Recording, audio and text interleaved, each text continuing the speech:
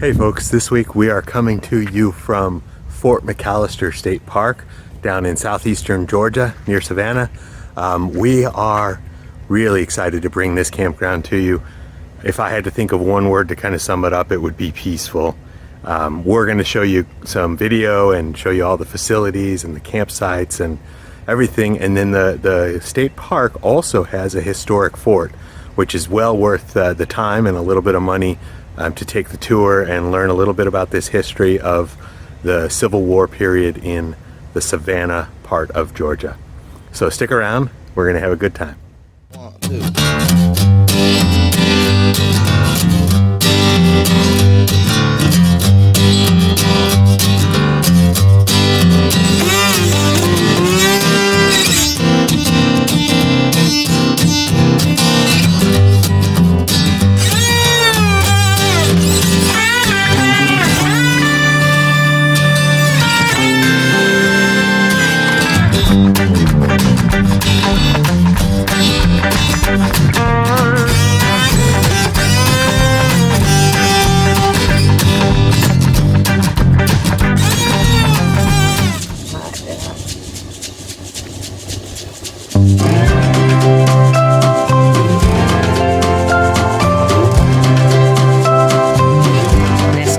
Giant live oaks, Spanish moss, and salt marsh, McAllister State Park is a beautiful location for camping, fishing, boating, and picnicking.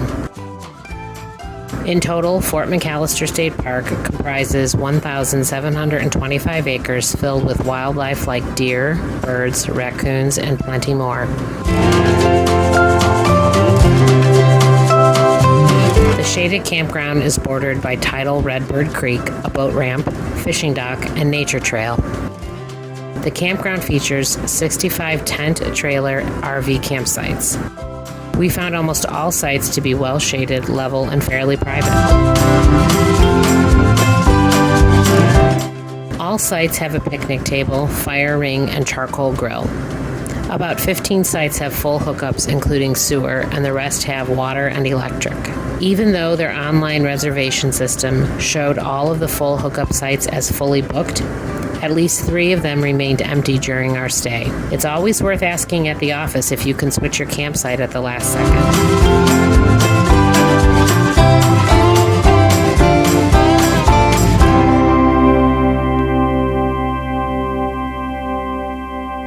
The bathroom facilities in the campground were adequate with individual showers, but we felt that cleaning could have been a little bit better. The laundry room was tidy, but only had 2 washers and 2 dryers. Be aware that the machines change prices as you change temperatures, load size, and cycle type.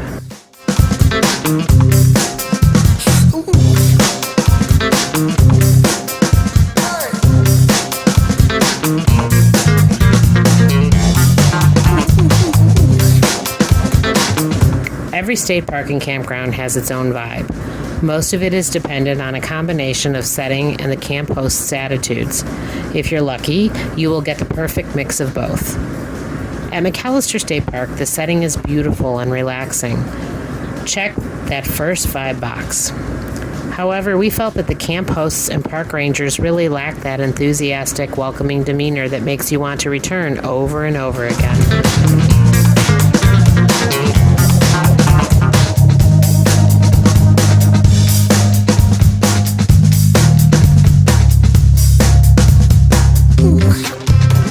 The good news is that attitudes and personnel can change while setting usually cannot. So here's hoping that happens at McAllister.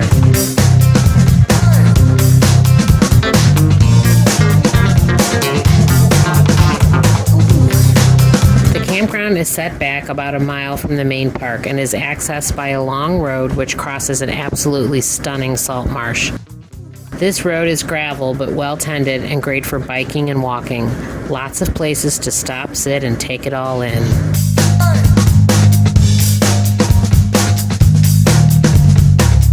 The roads in the campground were level, in good repair, and large enough for big rigs to pass through easily. A large picnic area offers river views and playgrounds, while another boat ramp provides access to the Ogeechee River.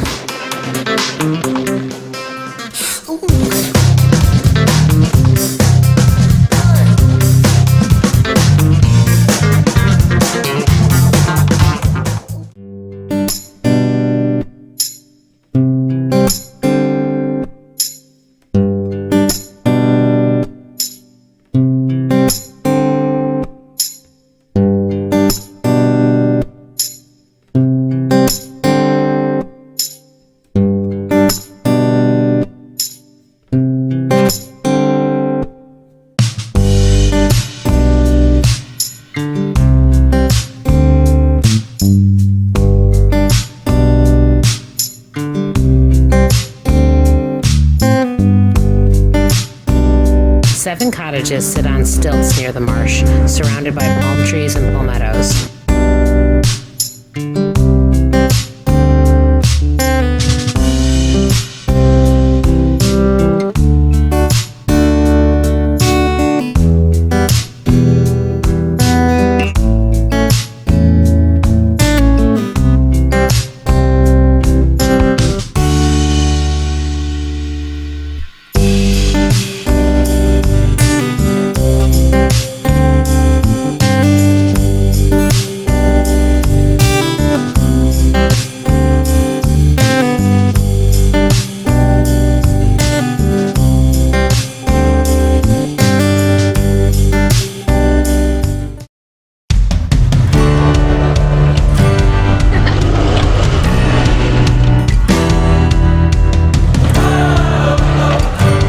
Kids love the zip line in the campground, and there is another great playground out near the museum and registration area.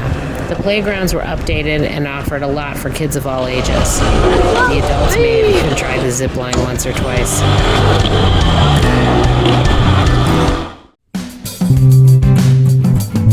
The true highlight of Fort McAllister State Park is the Confederate-era earthworks fort from which the state park takes its name.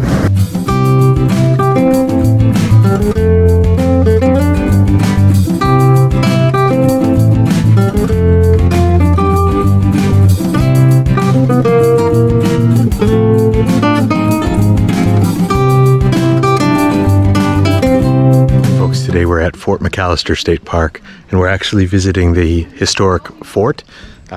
This fort is a Civil War fort. The South, the Confederate States, built this to protect the river and actually the city of Savannah. Quite a few important things happen here. Major battle between an earthworks fort and the ironclad ships of the Union. So a lot of history going on here. The museum is really well put together. There's a self-guided tour here of the outside and the works of the fort, and then inside is like a little museum in the visitor center, and even a short movie. Fort McAllister is a very famous defensive position for the Confederate States, and of course you'll be thinking of the other famous McAllister, Kevin McAllister, defending his home from invaders, using every bit of materials that he could find at hand to keep his home safe from invaders.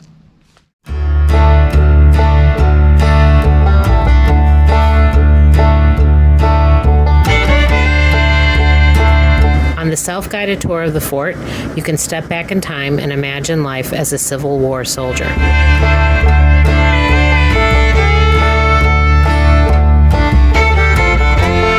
From the visitor center, you'll walk through the green toward the fort, and you will see the officers' quarters, small sheds really, a smithy, and the main house which served as the headquarters.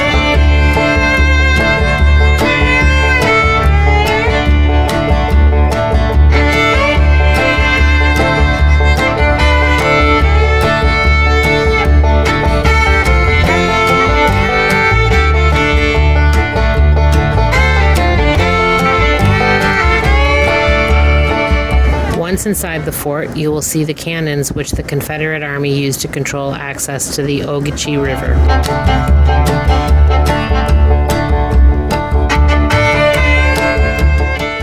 The fort survived 7 attacks by the Union Army, including a run-in with the famous ironclad ship Montauk.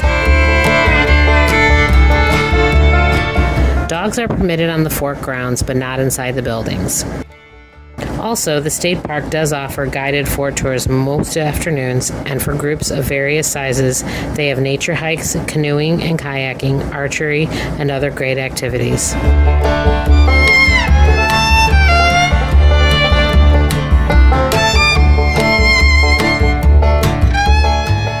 Walking through the bomb-proof barracks gives visitors a real sense of what life here during battle might have felt like. There is a small but very good Civil War museum in the visitor center. For our family, it was great, with enough information to interest the kids without being too boring. There was also a short video and a gift shop in the building.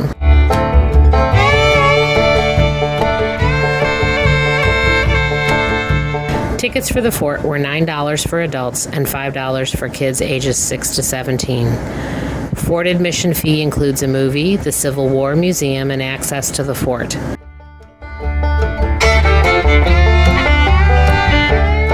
Interestingly, the earthworks battlements were better able to withstand bombardments from Union cannons, as the earth mounds were simply rebuilt each night.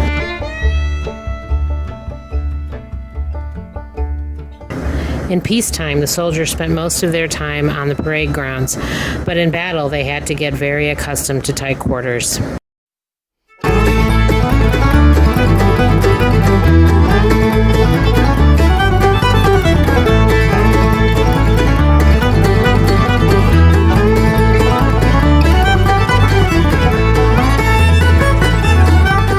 The strategic location of Fort McAllister was crucial to the Confederacy as it allowed for continued defense of the critical port at Savannah. The fort finally fell to the Union with General Sherman's march to the sea.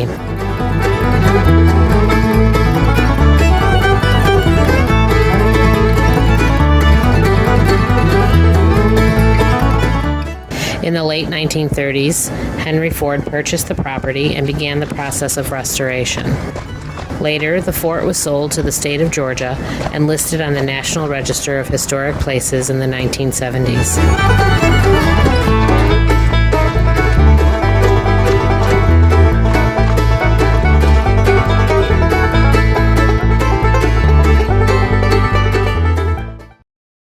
My own web show, my own web show. Everybody wanna know my own web show. My own web show, my own web show. How will it